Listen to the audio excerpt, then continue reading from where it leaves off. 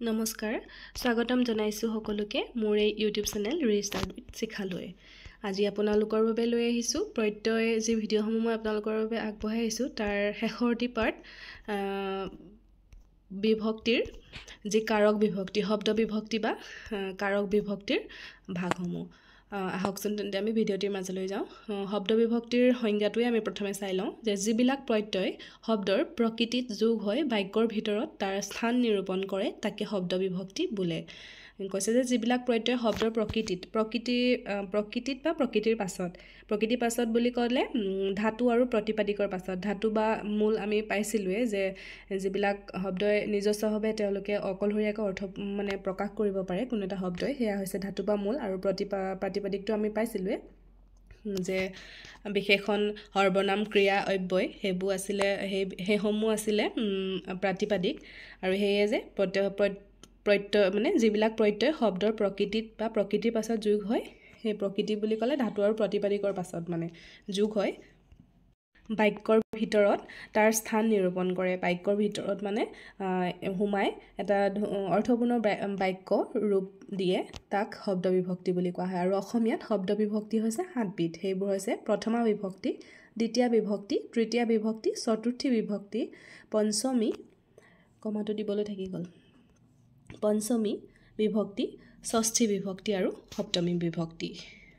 হেয়াই শব্দ বিভক্তি মানে হৈছে যে যিবিলাক প্ৰত্যয়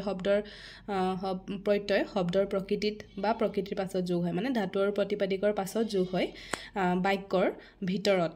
কোনো এটা বাক্যৰ ভিতৰত তাৰ স্থান এটা নিৰূপণ কৰি লয় তাকে শব্দ বিভক্তি বুলি কোৱা হয় আৰু বিভক্তি 7 বিধ প্ৰথমা বিভক্তি দ্বিতীয় তৃতীয় চতুৰ্থী পঞ্চমী ষষ্ঠী আৰু সপ্তমী বিভক্তি আৰু কাৰকৰ বিভাজন আমি চাই লওঁ বিভক্তিৰ চিহ্নসমূহ আৰু বিভক্তিৰ চিহ্নসমূহ কাৰকৰ মানে কাৰকসমূহত কৰ্তা কাৰক কৰ্ম কাৰক কৰণ কাৰক সম্প্ৰদান কাৰক অপাদান কাৰক অধিকৰণ কাৰক সেইসমূহ আছে কাৰক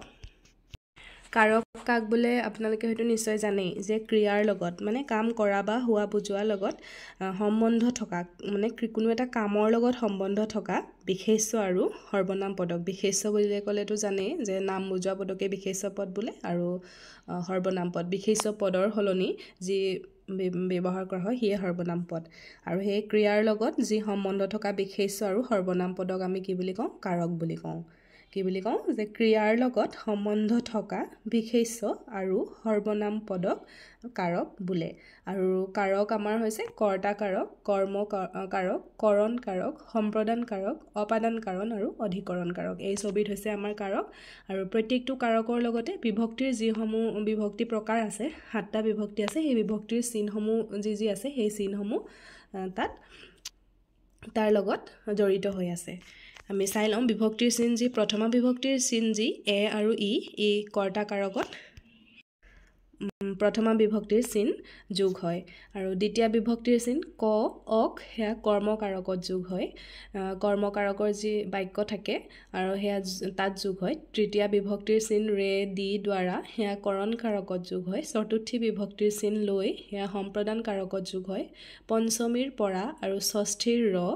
সেই চিহ্নকেইটা অপাদান কাৰকত ব্যৱহাৰ হয় আৰু সপ্তমীৰ যি ত সেয়া অধিকৰণ কাৰকত সেই সপ্তমী বিভক্তিৰ ত চিহ্ন যোগ হয় আৰু এটা আছে সম্বন্ধ পদত যি ষষ্ঠী বিভক্তিৰ ৰ চিহ্ন সেই চিহ্ন যোগ হয় কি পালোঁ আমি প্ৰথমা বিভক্তিৰ চিহ্ন কি এ ই দ্বিতীয় বিভক্তিৰ ক অক তৃতীয় বিভক্তিৰ ৰে দি দ্বাৰা চতুৰ্থী বিভক্তিৰ লৈ পঞ্চমীৰ পৰা ষষ্ঠী ৰ সপ্তমী ত আৰু সম্বন্ধ পদ ৰ আৰু এই প্ৰত্যেক কেইটা চিহ্নেই প্ৰথমা দ্বিতীয় তৃতীয় চতুৰ্থী পঞ্চমী ষষ্ঠী সপ্তমী এইকেইটা কৰ্তা কৰ্ম কৰণ সম্প্ৰদান অপাদান অধিকৰণ কাৰকৰ সৈতে জড়িত হৈ আছে বিভক্তি আৰু কাৰক সেয়াই কৰ্তা কাৰক আছে যিয়ে কোনো এটা কাম সম্পাদন কৰে মানে কামটো যিয়ে কৰে সেয়াই হৈছে কৰ্তা কাৰকত প্ৰথমা বিভক্তিৰ চিহ্ন এ আৰু ই যোগ হয় হৈছে যিয়ে কোনো এটা কাম সম্পাদন কৰে অৰ্থাৎ যিজন মানুহে কোনো এটা কাম কৰে সেয়াই কৰ্তা কাৰক আৰু কৰ্তা কাৰকত প্ৰথমা বিভক্তিৰ চিহ্ন এ ই যোগ হয় দিছে যে হৰিয়ে কান্দিছে কান্দিছে মানে কোনে কান্দিছে হৰিয়ে কান্দিছে যে যিয়ে কামটো সম্পাদন কৰিছে কান্দিছে কোনে কান্দিছে হৈছে ক্ৰিয়া কৰিছে কিন্তু কোনো এটা কাম কোনে কৰিছে সেই কামটো কন্দা কামটো কোনে কৰিছে হৰিয়ে কৈছে যে যিয়ে কোনো এটা কাম সম্পাদন কৰে অৰ্থাৎ কামটো যিয়ে কৰে হৰিয়ে কান্দিছে ইয়াত হৰিয়ে হৈছে কৰ্তাকাৰক তেওঁ কান্দিছে আৰু তাৰ লগত কি হৈছে প্ৰথমা বিভক্তিৰ যি চিন এ আৰু ই হেয়া যোগ হৈ কি হৈছে হৰিয়ে কান্দিছে তাৰপিছত কেঁচুৱাটোৱে খেলিছে ক্ৰিয়া কিন্তু খেলটো কোনে সম্পাদন কৰিছে কোনে খেলিছে হৈছে কেঁচুৱাটোৱে খেলিছে সেয়ে ইয়াত কেঁচুৱাটোৰ লগত যিয়ে কামটো কৰিছে কেঁচুৱাটোৱে যিহেতু কামটো কৰিছে যে সি খেলি আছে আৰু সেই কেঁচুৱাটোৰ লগত কি হৈছে প্ৰথমা বিভক্তিৰ চিন এ যোগ হৈছে ৰাধাই নাচি আছে নচা কামটো কোনে সম্পাদন কৰিছে ৰাধাই কৰিছে সেইবাবে ৰাধাই লগত কি হৈছে ই যোগ হৈছে ইয়াত যিহেতু দিছে প্ৰথমা বিভক্তিৰ চিন এ আৰু ই ৰাধাৰ লগত কি হৈছে ই যোগ হৈছে তাৰপিছত সীমাই ভাত ৰান্ধি আছে ভাত ৰান্ধি থকাটো হৈছে ক্ৰিয়া আৰু সেই ক্ৰিয়াটো কোনে সম্পাদন কৰি আছে সীমাই কৰি আছে সেয়ে সীমাৰ লগত কি হ'ব ই যোগ হ'ব প্ৰথমা বিভক্তিৰ চিন ই যোগ হ'ব কৰ্তাকাৰকটো আমি বুজি পালোঁ যে যিয়ে কোনো এটা কাম সম্পাদন কৰে অৰ্থাৎ কামটো যাৰ দ্বাৰা হয় যিয়ে কামটো কৰি থাকে বা খেলি আছে নাচি আছে ৰান্ধি আছে সকলোবিলাক একোটা ক্ৰিয়া কৰি আছে আৰু সেই ক্ৰিয়াটো কোনে কৰি আছে যে মই নাচি আছোঁ বা তুমি নাচি আছা বুলি ক'লে মই নাচি আছোঁ বোলে কোনে নাচি আছে মই ক্ৰিয়াটো সম্পাদন কৰি আছোঁ মই নাচি আছোঁ তুমি নাচি আছা বুলি ক'লে তুমি ক্ৰিয়াটো সম্পাদন কৰি আছা সেয়ে মোৰ লগত বা তোমাৰ লগত তেনেদৰে কি হ'ব প্ৰথমা বিভক্তিৰ চিন এ ই যোগ হ'ব আৰু সেয়ে ইয়াত কি হৈছে হৰিয়ে কান্দিছে কেঁচুৱাটোৱে খেলিছে ৰাধাই নাচি আছে সীমাই ভাত ৰান্ধি আছে তাৰ পাছৰটি হৈছে কৰ্মকাৰক হৈছে কৰ্তাই যি কৰে বা যাৰ ওপৰত ক্ৰিয়া সম্পাদন হয় সেয়াই কৰ্মকাৰকত দ্বিতীয় বিভক্তিৰ ক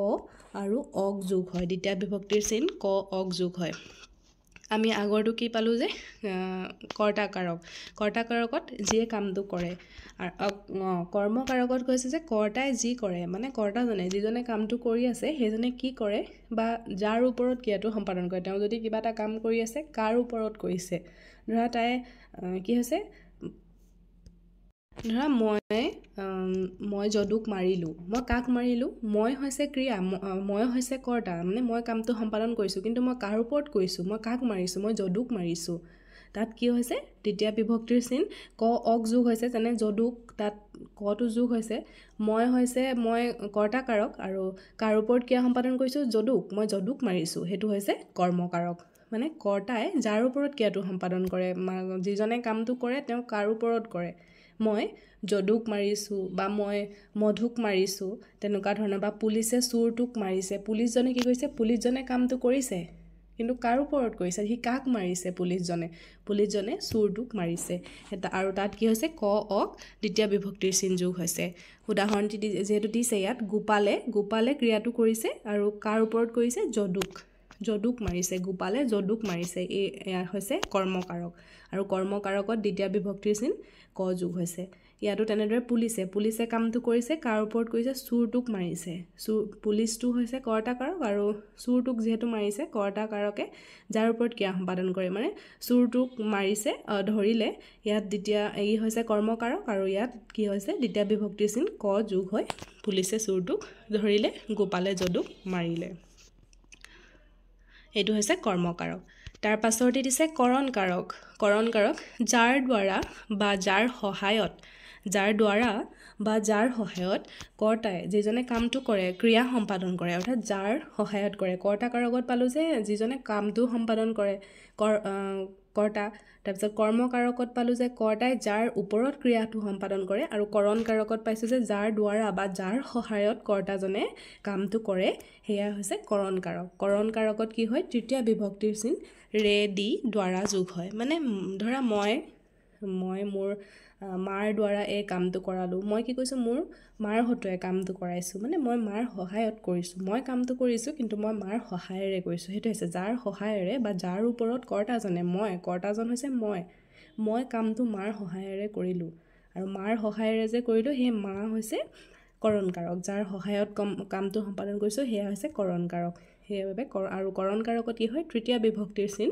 ৰে দি দ্বাৰা যোগ হয় আমি উদাহৰণটি এবাৰ চাই লওঁ যে সীমাই চিলাই মেচিনেৰে কাপোৰ চিলাইছে সীমাই কামটো সম্পাদন কৰিছে সীমাই চিলাইছে আৰু চিলাইছেটো হৈছে কি কাপোৰ চিলাইছেটো কি হৈছে ক্ৰিয়া কিন্তু কিহৰ দ্বাৰা কৰিছে চিলাই মেচিনেৰে কৰিছে এই সীমাই হৈছে কৰ্তা কাৰক তাৰপিছত এডু হৈছে ক্ৰিয়া কাৰক আৰু চিলাই মেচিনেৰে কৰিছে মানে যাৰ সহায়ত কামটো কৰিছে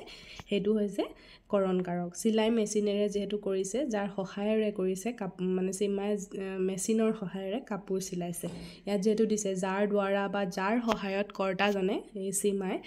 কামটো সম্পাদন কৰে হেয়া হৈছে কৰণ কাৰক আৰু তৃতীয় বিভক্তিৰ চিন ৰে যোগ হৈ ইয়াত মেচিনেৰে হৈছে তাৰপিছত পিছৰটি দিছে কুঠাৰেদি খৰি কাটিছে মানে খৰিটো কিহেৰে কৰিছে কামটো কিহেৰ দ্বাৰা কৰিছে কুঠাৰেদি কৰিছে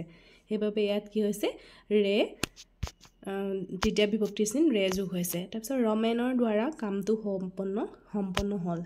ৰমেনৰ দ্বাৰা কামটো সম্পন্ন হ'ল ইয়াত কাৰ দ্বাৰা হৈছে মানে দিছে মানে কামটো যেহেতু কোনোবা এজনে কৰিছে ইয়াত উল্লেখ কৰা নাই কিন্তু কাৰ দ্বাৰা কৰিছে মানে যাৰ সহায়ত কৰ্তাজনে কি কৰিছে কাৰোবাৰ সহায়ত কামটো সম্পাদন কৰিছে আৰু তেওঁ হৈছে ৰমেনৰ দ্বাৰা আৰু ৰমেনৰ লগত ৰমেনৰ দ্বাৰা যেহেতু কৰাইছে সেইবাবে তেওঁৰ লগত এই দ্বাৰা ইয়াত দিছেই নহয় যে যাৰ দ্বাৰা বা যাৰ সহায়ত কামটো কৰে হেয়া হৈছে কৰণ কাৰক আৰু তাত তৃতীয় বিভক্তি ৰেডি দ্বাৰা যোগ হৈ ইয়াত কি হৈছে ৰমেনৰ দ্বাৰা কুঠাৰেদি ৰে যোগ হৈছে সীমাই চিলাই মেচিনেৰে ইয়াত ৰে যোগ হৈছে তৃতীয় বিভক্তিৰ চিন হৈ কি হৈছে কৰণ কাৰক হৈছে তাৰ পৰৱৰ্তী সম্প্ৰদান কাৰকটো হৈছে যে কোনো এটা বস্তু একেবাৰে আনক দান কৰি দিলে কোনো এটা বস্তু যদি আমি কাৰোবাক একেবাৰে দান দি দিওঁ অৰ্থাৎ আমি মানে মন্দিৰলৈ গৈ পূজাৰীক দান দি দিওঁ বা ভিক্ষাৰীক দান দি দিওঁ তেনেকুৱা ধৰণৰ কোনো এটা বস্তু একেবাৰে যদি আমি দি দিওঁ সেইটোতো আমি পুনৰ আকৌ ঘূৰাই নানো ঘৰলৈ একেবাৰে যদি দান কৰি দিয়া হয় বা কোনো এটা বস্তুক একেবাৰে আনক দান কৰি দিলে যাক দিয়া হয় আমি যিজনক দিওঁ তাকে সম্প্ৰদান কাৰক বুলি কোৱা হয় সম্প্ৰদান কাৰকত কি হয় চতুৰ্থী বিভক্তিৰ চিন লৈ যোগ হয় উদাহৰণ দিছে তেওঁ গ্ৰন্থাগাৰলৈ কেইখনমান কিতাপ দান কৰিছে আমি ইয়াত কি হৈছে তেওঁ মানুহজনে গ্ৰন্থাগাৰলৈ কিতাপখিনি একেবাৰে দি দিছে তেওঁ পুনৰ আকৌ দি কেইদিনমানৰ পাছত আকৌ উভতাই নানে সেয়ে কৈছে যে কোনো এটা বস্তু একেবাৰে যেতিয়া আনক দান কৰি দিয়া হয় আৰু যাক দিয়া হয় তেওঁ সম্প্ৰদান কাৰক ইয়াক গ্ৰন্থাগাৰলৈ যেহেতু দিছে গ্ৰন্থাগাৰলৈ আৰু ইয়াত চতুৰ্থী বিভক্তি চিন লৈ যোগ হৈছে কিন্তু গ্ৰন্থাগাৰটো হৈছে সম্প্ৰদান কাৰক ইয়াত কি হৈছে গ্ৰন্থাগাৰটো হৈছে সম্প্ৰদান কাৰক মানে তেওঁ গ্ৰন্থাগাৰলৈ দি দিছে ইয়াত যেহেতু দিছে যে যাক দিয়া হয় মানে যাক একেবাৰে দি দিয়া হয় আৰু মানুহজনে কিতাপকেইখন গ্ৰন্থাগাৰলৈ দি দিছে আৰু তাত চতুৰ্থী বিভক্তিৰ চিন লৈ যোগ হয় কি হৈছে তেওঁ গ্ৰন্থাগাৰলৈ কেইখনমান কিতাপ দান কৰিছে তাৰপিছতো দিছে তেওঁ দুখীয়াক কিছু কাপোৰ দান কৰিছে তেওঁ কি কৰিছে দুখীয়াক কিছু কাপোৰ দান কৰিছে ইয়াত বিভক্তিৰ চিন লৈ যোগ হোৱা নাই কিন্তু তেওঁ দুখীয়াজনক কাপোৰখিনি একেবাৰে দান কৰিছে বা তেওঁ দুখীয়ালৈ কিছু কাপোৰ দান কৰিছে বুলি ক'লেও হয় ইয়াত কটোৱেও যি মানে চতুৰ্থী বিভক্তিৰ যি লৈ চিন যোগ হোৱা নাই কিন্তু মানে সেইটোৱে বুজাইছে যে দুখীয়ালৈ কিছু কাপোৰ তেওঁ একেবাৰে দি দিছে সেয়া হৈছে সম্প্ৰদান কাৰক যিটো মানে একেবাৰে কাৰোবাক দি দিয়া হয় পুনৰ ঘূৰাই লোৱা নহয় তাৰ পাছৰটো দিছে অপাদান কাৰক কোনো এটা বস্তু একেবাৰে আনক দান কৰি দিলে যাক দিয়া হয় সেয়া সম্প্ৰদান কাৰক অপাদান এইটো টাইপিং মিষ্টেক হৈ গ'ল ইয়াত সম্প্ৰদান কাৰকটোৱে আহিলে এই সম্প্ৰদান কাৰকটো নহ'ব ইয়াত হ'ব যে যাৰ পৰা কোনো এটা বস্তু মানে আপোনালোকে লিখি ল'ব মই কৈ গৈছোঁ যে যাৰ পৰা উৎপন্ন হোৱা কোনো এটা বস্তু উৎপন্ন হোৱা পৃথক হোৱা ৰক্ষা পোৱা আদিক বুজাই তাকে অপাদান কাৰক বোলে কি হয় যে যাৰ পৰা কোনো এটা বস্তুৰ উৎপন্ন হোৱা বা কোনো এটা বস্তুক তাৰ পৰা পৃথক কৰি দিয়া বা মানে কোনোবা এটাৰ পৰা আমি ৰক্ষা পোৱা কিবা এটা বস্তুৰ পৰা আদি সেইবিলাকক যদি বুজায় তেতিয়া হয় কি হয় অপাদান কাৰক হয় আৰু এই অপাদান কাৰকত কি হয় পঞ্চমী বিভক্তিৰ পৰা যোগ হয় আৰু ষষ্ঠী বিভক্তিৰ ৰ চিনটো যোগ হয় কি ক'লোঁ মই যে যাৰ পৰা কিবা এটা উৎপন্ন হোৱা বা কোনোবা এটা বস্তু কোনোবা এটাৰ পৰা পৃথক কৰি দিয়া বা কাৰোবাৰ পৰা ৰক্ষা পোৱা মানুহে হওক বা জীৱ জন্তু যিকোনো বস্তুৰ পৰা ৰক্ষা পোৱা সেইবিলাকক যদি বুজায় তেতিয়া অপাদান কাৰক হয় আৰু অপাদান কাৰকত পঞ্চমী বিভক্তিৰ পৰা চিন যোগ হয় আৰু ষষ্ঠী বিভক্তিৰ ৰ, পঞ্চমীৰ পৰা আৰু ষষ্ঠীৰ ৰ দুইটা চিন যোগ হয়। যেনে উদাহৰণ দিছোঁ যে গছৰ পৰা বহুত আম সৰিছে, গছৰ পৰা আমটো সৰি পৃথক হৈ আহিছে, গছৰ পৰা পৰি তলত পৰিছেহি, সেয়ে গছৰ পৰা বহুত আম সৰিছে,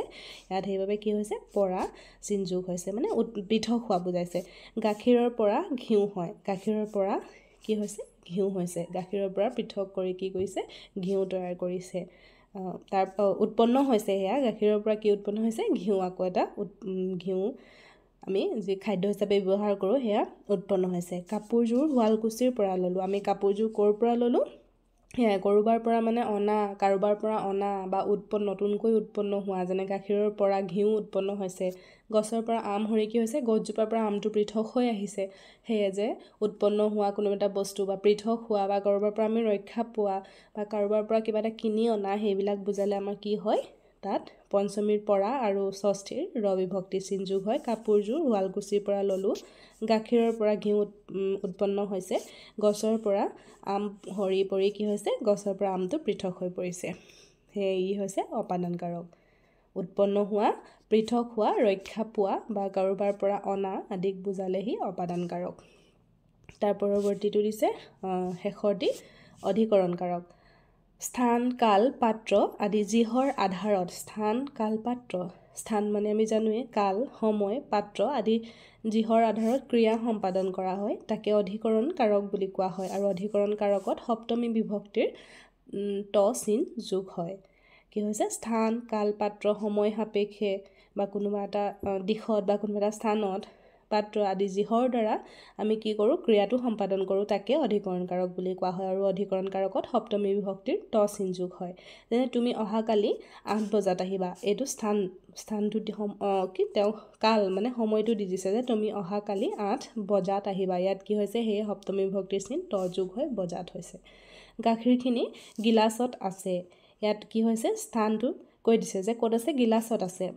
কি পাত্ৰটোৰ কথা কৈ দিছে যে গাখীৰখিনি গিলাচত আছে, গাখীৰখিনি কোনটো পাত্ৰত আছে গিলাচত আছে, সেইবাবে গিলাচতটো যিহেতু পাত্ৰ আৰু তাত কি হৈছে সপ্তমী বিভক্তিৰ ত চিন যোগ হৈছে। পুখুৰীত মাছ আছে, কৈছে ক'ত মাছ আছে বুলি কৈছে পুখুৰীত আছে, যিহেতু স্থানটো দেখুৱাই দিছে সেইবাবে ইয়াত কি হৈছে সপ্তমী বিভক্তিৰ ত চিন যোগ হৈছে। অসমত চাহ উৎপাদন হয়, ক'ত উৎপাদন হয় অসমত চাহ উৎপাদন হয়, সেইবাবে কি হৈছে অসমৰ লগত স্থানটো যিহেতু দি দিছে, চাহ ক'ত উৎপাদন হয় অসমত, আৰু সেই স্থানটোৰ লগত কি হৈছে দন্ত্য ত হৈ মানে সপ্তমী বিভক্তিৰ চিন দন্ত্য ত যোগ হৈছে। সকলোৱে বুজি পালে নিশ্চয়। কাৰক কি কি আছিলে,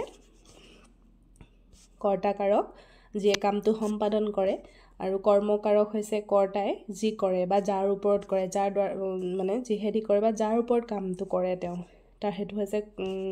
কৰ্মকাৰক। কৰণ কাৰক হৈছে যাৰ সহায়ত কৰ্তাজনে কামটো কৰে, সেয়া হৈছে কৰণ কাৰক। সম্প্ৰদান কাৰক যি কোনো এটা বস্তু যদি একেবাৰে কাৰোবাক দান দি দিয়ে সি সম্প্ৰদান কাৰক।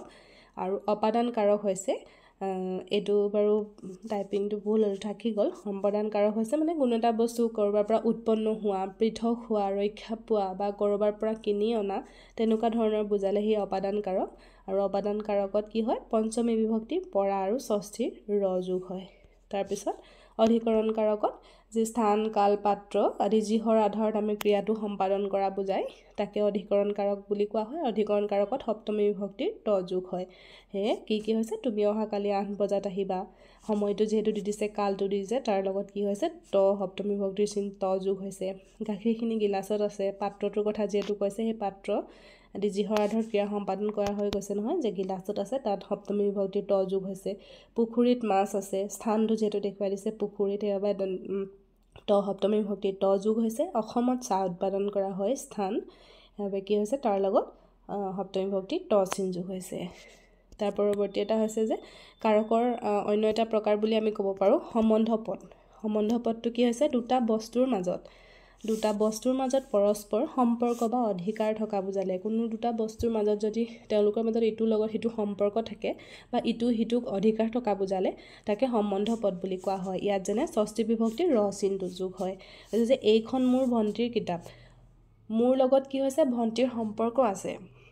কি কৈছে দুটা বস্তুৰ মাজত যেহেতু পৰস্পৰ সম্পৰ্ক থাকিব অধিকাৰ থাকিব বুলি কৈছে আৰু এইখন মোৰ ভণ্টিৰ কিতাপ মানে মোৰ ভণ্টি মোৰ লগত সম্পৰ্ক আছে আৰু সেই সম্বন্ধ পদ বুলি সম্পৰ্ক আছে যেহেতু সম্বন্ধ পদ আৰু ইয়াত কি হৈছে ষষ্ঠী বিভক্তিৰ ৰচিন যোগ হয় মোৰ ভণ্টিৰ মানে মোৰ লগত ৰটো যোগ হৈছে ৰীতা ৰামৰ জেঠাইক ৰীতা কাৰ জেঠাইক ৰামৰ জেঠাইক তেওঁলোকৰ লগতো সম্পৰ্ক আছে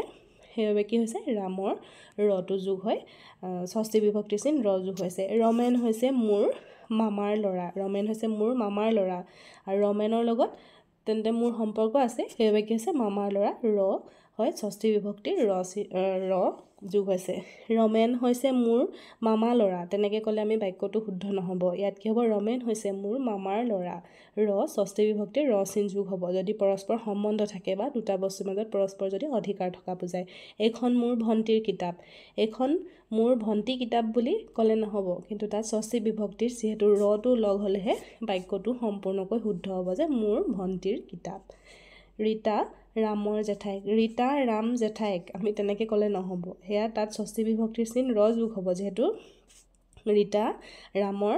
জেঠাইক ৰামৰ লগত মানে জেঠাইক তেওঁলোকৰ লগত সম্পৰ্ক আছে আৰু পৰস্পৰ সম্পৰ্ক থকা বাবে কি হৈছে ৰটো যোগ হৈছে ষষ্ঠী বিভক্তিৰ আজি ভিডিঅ'টো ইমানেই আছিলে আমি প্ৰত্যয়ৰ ভিডিঅ'সমূহ আগতেও আপোনালোকৰ লগত আলোচনা কৰিলোঁ পাৰ্টকৈ কৃত প্ৰত্যয় তদ্ধিত প্ৰত্যয় স্ত্ৰী প্ৰত্যয় এটা ভিডিঅ'ত আগবঢ়াইছিলোঁ তাৰপিছত নিৰ্দিষ্টতাবাচক প্ৰত্যয় এটা ভিডিঅ'ত আগবঢ়াইছিলোঁ আৰু আজিৰ কাৰক বিভক্তিবাচক প্ৰত্যয় যি ক্ৰিয়া বিভক্তি আৰু নাম বিভক্তিৰ যি পুৰুষবাচক নিৰ্দিষ্টতাবাচক প্ৰত্যয় সেয়াও এটা ভিডিঅ'ত আগবঢ়াইছিলোঁ আৰু আজিৰ ভিডিঅ'টোত মই আপোনালোকৰ লগত যি শব্দ বিভক্তি বা কাৰক বিভক্তি এই ভিডিঅ'টো আগবঢ়ালোঁ আপোনালোকৰ লগত কিছু আলোচনা কৰিলোঁ আৰু আশা কৰোঁ আপোনালোকে ভিডিঅ'টো সম্পূৰ্ণকৈ চাব আৰু মোৰ এই ভিডিঅ'সমূহ যদি ভাল পায় মোৰ চেনেলটি ছাবস্ক্ৰাইব কৰি দিব ধন্যবাদ